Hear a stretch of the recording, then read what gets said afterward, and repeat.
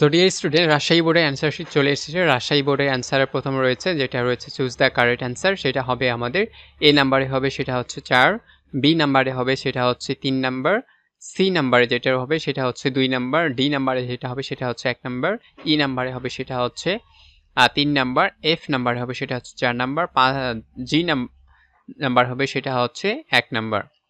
তারপরে রয়েছে আমাদের এইচ নাম্বারে হবে সেটা হচ্ছে 1 নাম্বার, আই নাম্বার হবে সেটা হচ্ছে 2 নাম্বার, যে নাম্বার হবে সেটা হচ্ছে 2 নাম্বার। সো ডিয়ার স্টুডেন্ট, যাদের হয়নি তারা অবশ্যই মিলিয়ে নিবে। বাকি অংশটুকু যদি আমরা এখন দেখি, আমাদের তারপর রয়েছে সেটা হচ্ছে follow chart. So pick up skilling, ঠিক আছে, এখান থেকে আমাদের শুরু হবে। So management our affairs well, তারপর হচ্ছে 2 নাম্বার হচ্ছে help us think independently, make our own opinion, know more about the world. 6 number হচ্ছে appreciate the goal things. So এইখানে অন্যভাবে বা অন্য কেউ যদি অন্যভাবে লিখে তাও হবে, আর যারা এইভাবে লিখেছে তাদেরটা একদম ফুললি কারেক্ট হবে, কোনো সমস্যা নেই, ঠিক আছে।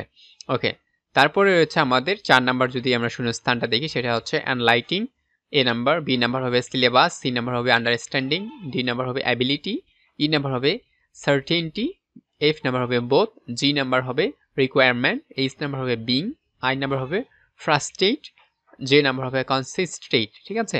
এগুলো যদি যাদের হয়নি তারা মিলিয়ে নিবে। বাকি অংশগুলো আমরা এখন দেখবো। সেটা হচ্ছে 5 নাম্বার, সেটা হচ্ছে উইদাউট ক্লু, যেটাতে কোনো ক্লু দেওয়া থাকবে না, তোমাদের লিখতে হবে। সেটা হচ্ছে লার্ন।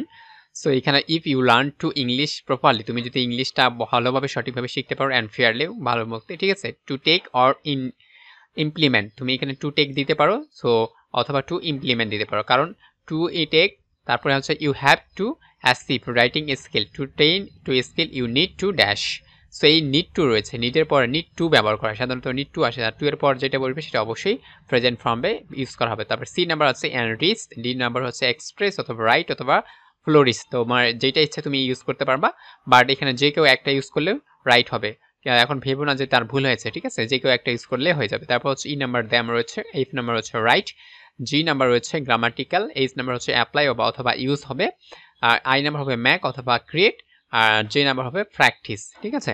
ওকে, এরপর আমরা দেখবো সেটা হচ্ছে রিয়ারেন্স। রিয়ারেন্সটা আমরা যদি একটু দেখি, সেটা রয়েছে আমাদের knowledge of machine in essential, সেটা প্রথমে আমাদের কি হিসেবে আসছে, আর্টিফিশিয়াল ইন্টেলিজেন্সি, ঠিক আছে।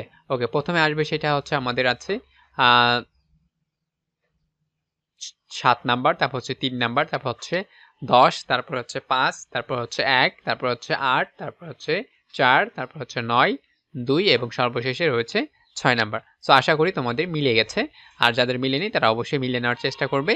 আর এবার যদি আমরা একটু নিচে দিকে দেখি আমাদের কমন পড়েছে কিনা, so suggestion for learning, so running computer, so এখানে একই বিষয় যে লার্নিং, নিউজ পেপার, কম্পিউটার, এখন এই বিষয়গুলো কিন্তু চলে আসে। তোমার বন্ধুকে তোমাকে কি করতে হবে, একটা চিঠি লিখে দিতে হবে। সো আমাদের এখানে আসছে কি স্টোরি বিল্ডিং রয়েছে, সেটা আমরা যদি দেখি সুন্দরবন। সো সুন্দরবন এটা একটু মনে হয় সম্ভবত আউট অফ সিলেবাস, অর্থাৎ আমার সাজেশনের বাইরে থেকে চলে আসছে, আমি হয়তো এই সাজেশনে দিইনি। বাট গ্রাফ চার্টটা দেখো একদম কমন পড়ে গেছে।